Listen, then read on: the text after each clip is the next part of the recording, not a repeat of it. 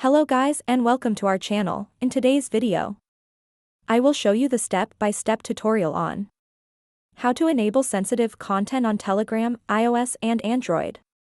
So by the end of this video, you will learn how to do them, so without further ado, let's get into it. So the first thing that we need to do is to open our Telegram app right here, and once we open our Telegram app, the next thing we need to do is to click the 3 horizontal line on the top left corner. After clicking, click Settings icon. After clicking the Settings icon, look for the chat settings.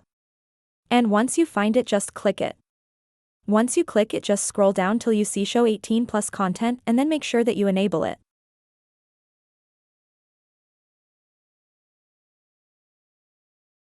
After that, you are now good to go.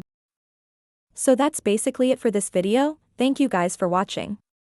I hope you learned something and please, don't forget to like and subscribe. Have a great day everyone.